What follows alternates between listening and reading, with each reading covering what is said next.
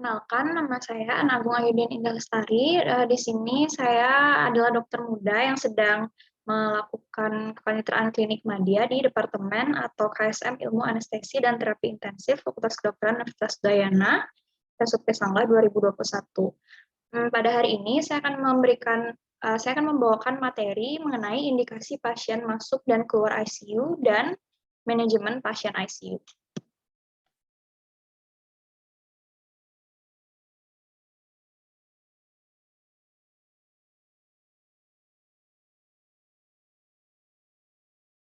ICU atau Intensive Care Unit itu adalah suatu bagian dari rumah sakit yang mandiri atau berjalan secara mandiri di bawah instalasi dari Direktur Pelayanan Rumah Sakit dengan staf yang khusus dan perlengkapan yang khusus dengan tujuan untuk terapi pasien-pasien yang menderita penyakit, cedera, atau penyulit-penyulit yang mengancam nyawa ataupun berpotensi untuk mengancam nyawa dengan prognosis dubiah. Pelayanan ICU saat ini itu tidak terbatas hanya untuk menangani pasien pasca bedah, namun juga pelayanan-pelayanan ICU ini juga meliputi berbagai jenis pasien dewasa, anak yang mengalami lebih dari satu disfungsi atau gagal organ. Di mana kelompok pasien ini biasanya bisa berasal dari unit gawat darurat atau UGD, kamar operasi, ruang perawatan, atau kiriman dari rumah sakit lainnya. Untuk fungsi utama dari intensive care unit ini bisa dibagi menjadi dua fungsi utama. Yang pertama yaitu melakukan perawatan pada pasien-pasien gawat darurat dengan potensi reversible life-threatening organ dysfunction. Dan yang kedua adalah mendukung organ vital pada pasien-pasien yang akan menjalani operasi, baik itu operasi yang elektif dan dengan prosedur intervensi dan risiko tinggi untuk fungsi vitalnya.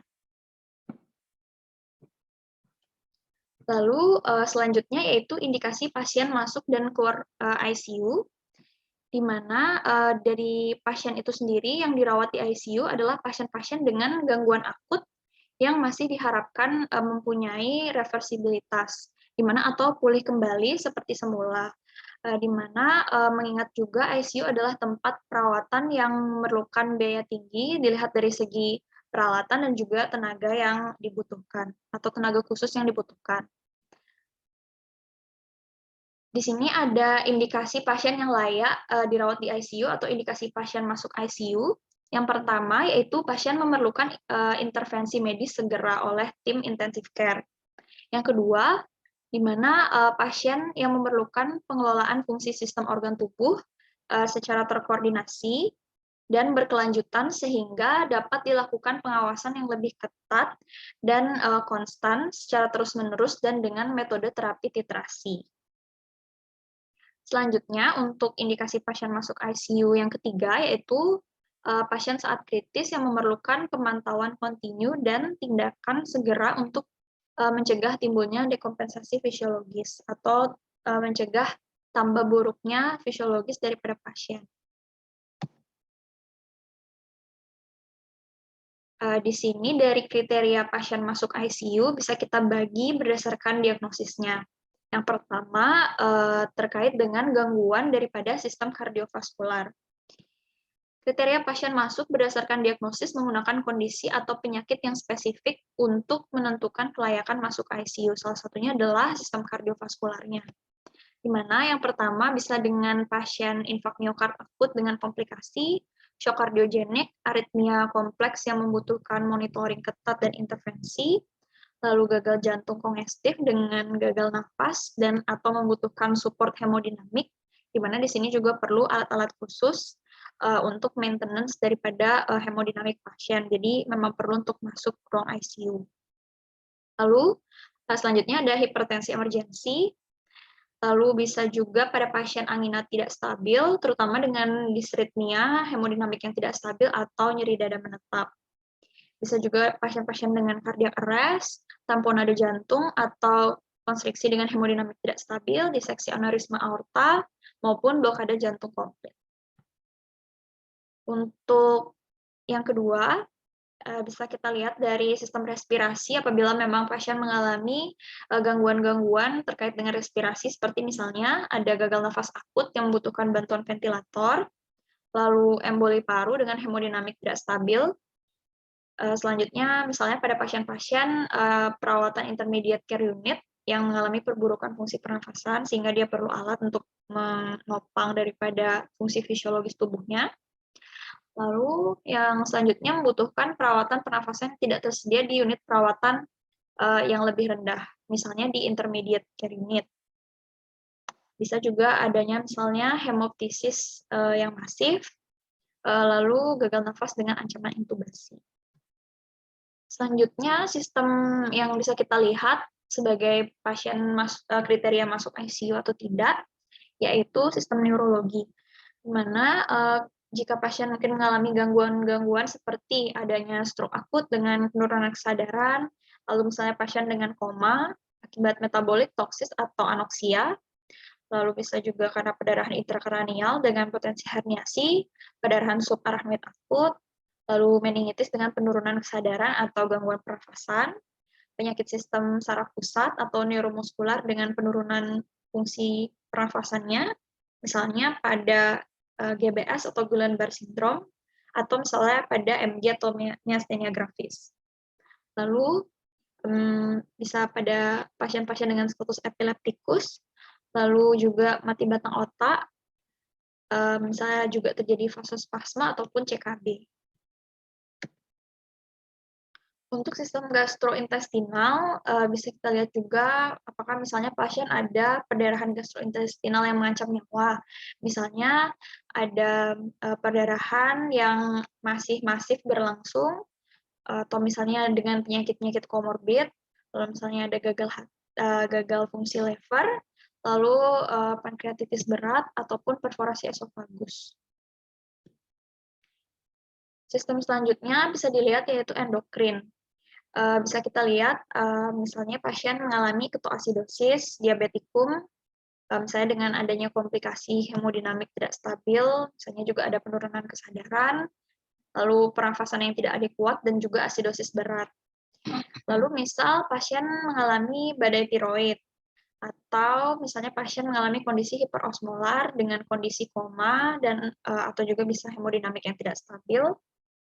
Lalu penyakit endokrin lain, misal ada krisis adrenal atau hemodinamik yang tidak stabil juga, misalnya juga ada hiperkalsemia berat sampai menyebabkan penurunan kesadaran, lalu misalnya ada hipo atau hipernatremi, atau misalnya ada hipo atau hipermagnesemi, lalu mungkin juga ada hipo atau hiperkalemi, dan juga mungkin ada hipofosfatemi yang bisa menyebabkan kelemahan otot. Untuk kriteria pasien masuk ICU, di mana di sini dibagi menjadi beberapa prioritas. Yang pertama, prioritas 1, 2, 3, dan juga 4. Jadi, apabila sarana dan prasarana di ICU di rumah sakit itu terbatas, dan kebutuhan dari pelayanan ICU-nya sedang tinggi atau banyak, jadi diperlukan mekanisme untuk membuat prioritas dalam masukkan pasien ke ICU. Di mana dalam keadaan yang terbatas, pasien yang memerlukan terapi intensif atau prioritas 1 lebih didahulukan dibandingkan dengan pasien yang hanya memerlukan pemantauan intensif, misal pada prioritas 3. Di mana di sini penilaian objektifnya kita gunakan, jadi berdasarkan atas berat dan prognosis dari penyakit itu sendiri, dengan pertimbangan untuk menentukan prioritas masuk ICU-nya. Jadi untuk pasien prioritas 1, di mana pasien yang ini termasuk dalam pasien-pasien sakit kritis dengan hemodinamik yang tidak stabil, yang memerlukan terapi intensif dan tertitrasi, seperti misalnya perlu dukungan bantuan ventilasi, atau alat penunjang fungsi organ atau sistem organ, misal perlu infus obat vasoaktif atau inotropik, lalu obat antiaritmia, serta pengobatan lainnya secara kontinu dan tertitrasi. Itu untuk kriteria prioritas 1. Di mana biasanya di sini juga pada pasien-pasien pasca bedah, misalnya pasca bedah kardiotorakik, lalu misalnya dia mengalami sepsis berat, gangguan keseimbangan asam basa, dan juga elektrolit yang life threatening atau mengancam nyawa. Untuk pasien prioritas 2, kriteria pasien ini memerlukan pelayanan di ICU seperti misalnya peralatan-peralatannya. Misalnya dia perlu pemantauan intensif dengan pulmonary arterial catheter. Pasien yang tergolong prioritas 2 ini adalah pasien yang menderita penyakit dasar seperti misalnya jantung, paru, misalnya ada gagal ginjal akut dan berat, dan pasien yang telah mengalami pembedahan mayor atau pasca pembedahan mayor. Untuk pasien yang termasuk prioritas 2 ini, terapinya tidak mempunyai batasan karena kondisi medisnya biasanya sering berubah-ubah. Kalau untuk pasien prioritas 3, di mana pasien ini termasuk pasien-pasien yang kritis juga, yang tidak stabil, yang disebabkan karena penyakit yang mendasarinya atau penyakit akutnya secara sendiri atau karena memang penyakit itu, atau bisa karena kombinasi, karena komorbid hal tertentu. Jadi pada pasien ini biasanya, misal pada pasien-pasien keganasan metastasis, lalu misalnya disertai dengan adanya penyulit-penyulit, misalnya ada infeksi, lalu ada perikardial tamponade, sumbatan jalan nafas, dan pasien penyakit jantung dan penyakit paru terminal. Untuk yang fase prioritas pasien prioritas 4, itu pasiennya biasanya bukan merupakan indikasi masuk ICU. Jadi pasien-pasien ini termasuk kriteria pasien yang dengan keadaan yang terlalu baik untuk masuk ICU ataupun dia terlalu buruk masuk ICU, sehingga didahulukan pasien-pasien yang memiliki prognosis yang didahulukan pasien-pasien dengan kondisi life threatening, namun yang masih memiliki prognosis dubiah. Next, selanjutnya yaitu kriteria prioritas pasien keluar dari ICU. Jadi ini juga ada prioritas-prioritasnya, yaitu ada 3, ada pasien prioritas 1, 2, dan juga 3. Untuk pasien prioritas 1, pasien dipindahkan apabila pasien sudah tidak membutuhkan lagi perawatan intensif, atau jika terapinya mengalami kegagalan, prognosa jangka pendeknya buruk, dan juga kemungkinan untuk perawatan intensif diteruskan itu lebih sedikit.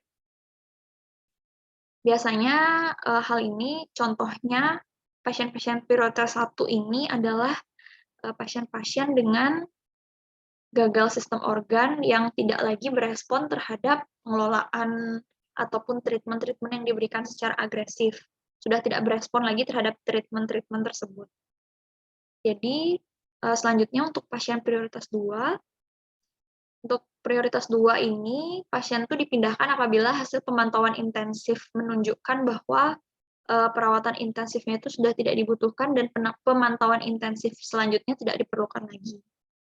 Untuk pasien prioritas 3, itu dikeluarkan dari ICU bila kebutuhan untuk terapi intensifnya sudah tidak ada lagi, tapi mereka juga bisa dikeluarkan lebih cepat di ICU bila kemungkinan kesembuhannya atau manfaat dari terapi intensifnya diketahui kemungkinan untuk pulih kembalinya sangat kecil.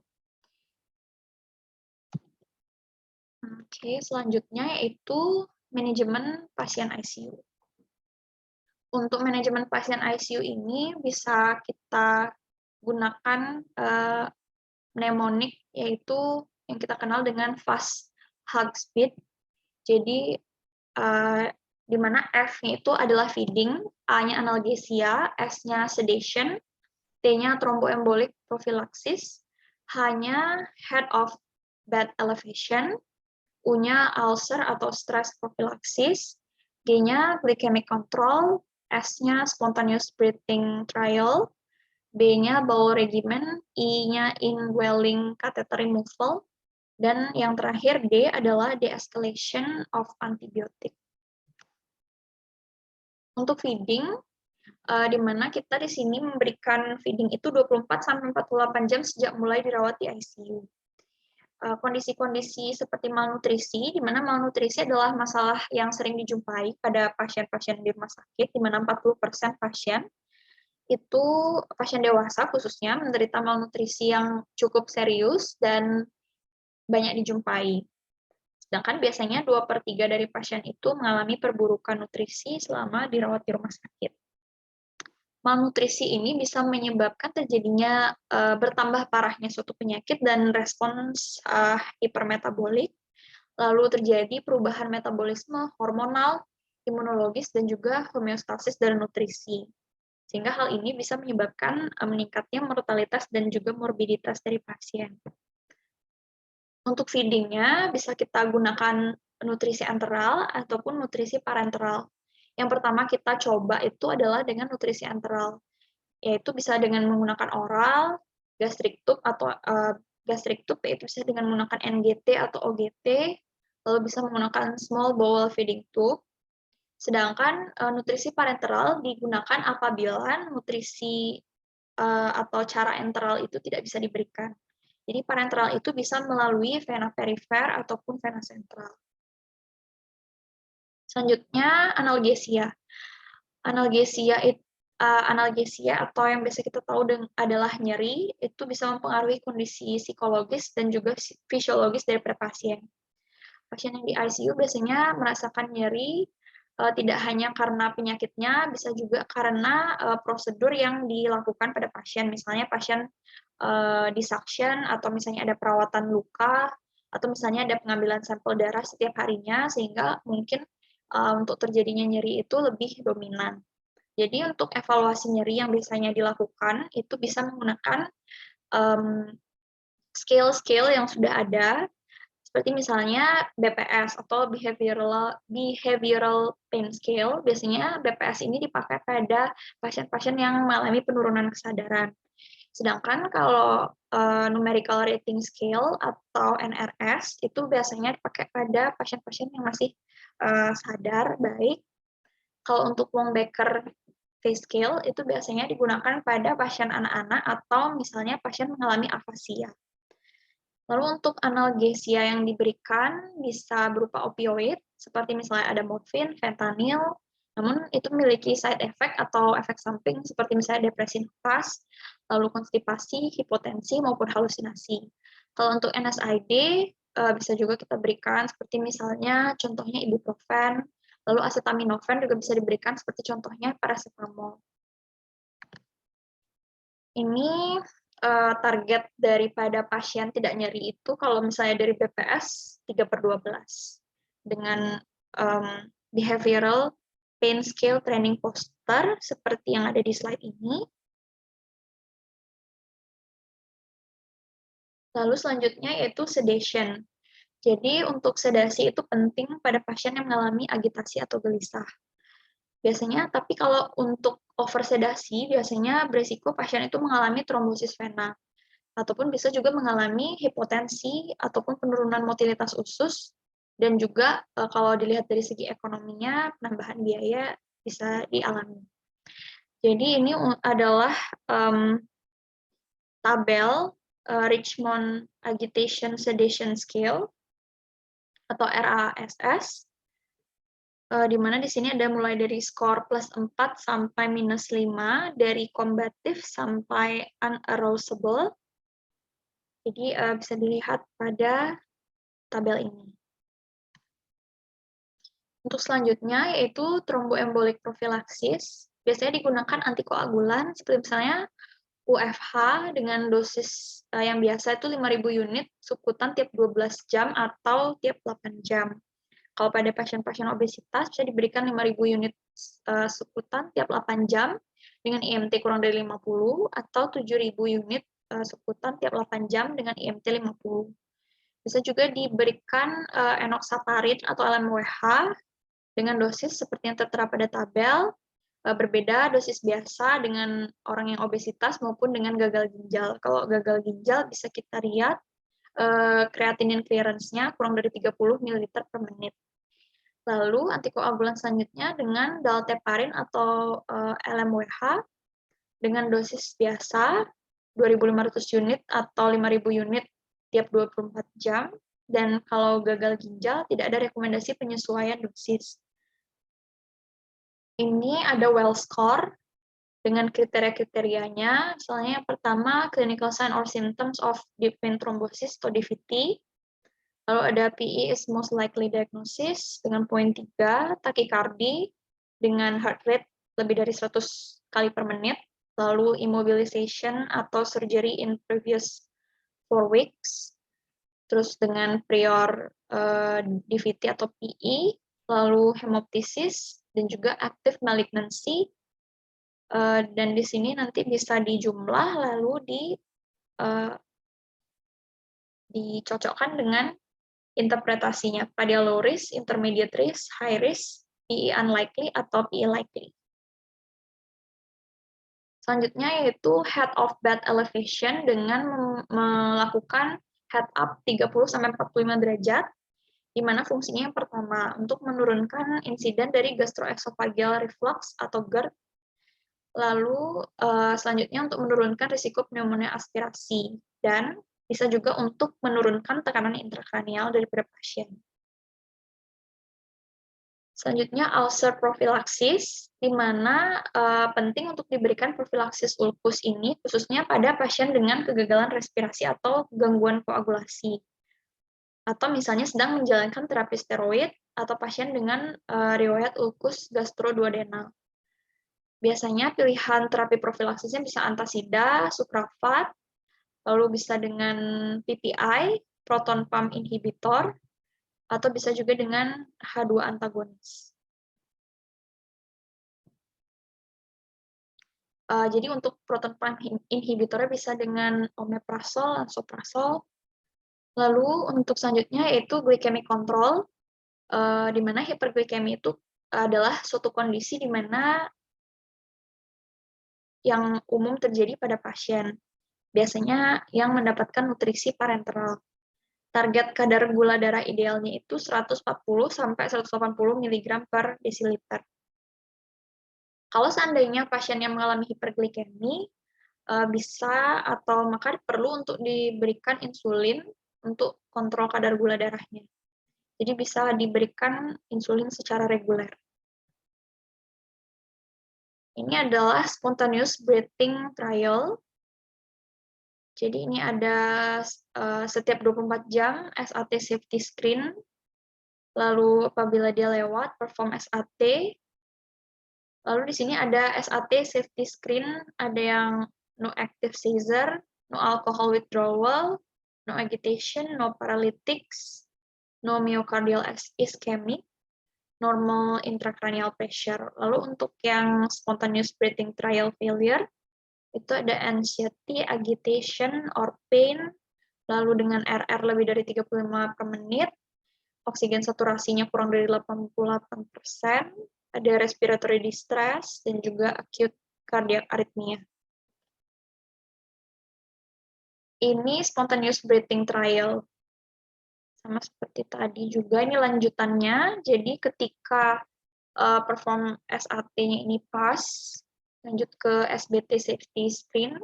SBT safety screen ini no agitation, oxygen saturation, lihat PIP-nya, lalu no myocardial ischemia, no vasopressor use, dan inspiratory effort. Lalu kalau pas, dia perform SBT, jadi kalau SBT failure-nya itu ada RR lebih dari 35, lalu respiratory rate-nya kurang dari 8, oksigen saturasinya kurang dari 88%, dan ada acute cardiac arrhythmia. Untuk selanjutnya ada bowel regimen, jadi gangguan gastrointestinal seperti ada ileus, konstipasi, ada diare, yang merupakan gangguan-gangguan yang bisa menyebabkan situasi yang signifikan pada pasien. Biasanya diare itu bisa menyebabkan adanya ketidakseimbangan elektrolit, bisa sebabkan dehidrasi dari pasien juga, bisa anemia, delirium. Lalu untuk konstipasi biasanya bisa menyebabkan ketidaknyamanan pada pasien, Bisa juga terjadi intoleransi makan. Selanjutnya indwelling catheter. Jadi segala jenis kateter yang terpasang pada pasien, baik itu IV line, arterial line, dower catheter, ataupun CVC, dan indwelling catheter ini juga harus dimonitoring secara berkala dan diberikan penggantian rutin supaya tidak terjadi pertumbuhan bakteri yang bisa menyebabkan infeksi. Yang terakhir yaitu drug de-escalation. Jadi ICU itu di sini adalah suatu epicenter dari resistensi antibiotik. Jadi hal ini tuh bisa dikarenakan lebih dari 80% pasien mendapatkan penggunaan antibiotik di ICU. Lalu yang kedua, keparahan penyakit dan penggunaan prosedur yang invasif itu meningkatkan terjadinya investasi dari mikroorganisme maupun strain yang baru. Yang ketiga, karena kondisi hemodinamik pasiennya yang nggak stabil, jadi menyebabkan konsentrasi antibiotik yang diberikan itu tidak optimal, sehingga bisa terjadi resistensi. Lalu yang terakhir adalah situasi fasilitas kesehatan meningkatkan risiko cross-transmission antara strain yang resisten dengan strain yang lain. Lalu, penting untuk dilakukan deeskalasi obat, terutama antibiotik. Yang dimaksudkan deeskalasi antibiotik itu, yang pertama, reduksi jumlah jenis antibiotik yang diberikan. Yang kedua, reduksi spektrum antibiotik dari broad ke spesifik. Lalu yang ketiga, menghentikan terapi kombinasi. Dan yang keempat adalah limitasi durasi terapinya. Baik, sekian presentasi dari saya terkait dengan kriteria keluar dan juga masuk ICU, dan juga sedikit pemaparan terkait dengan manajemen dari ICU dengan menggunakan mnemonic fast heart speed. Terima kasih.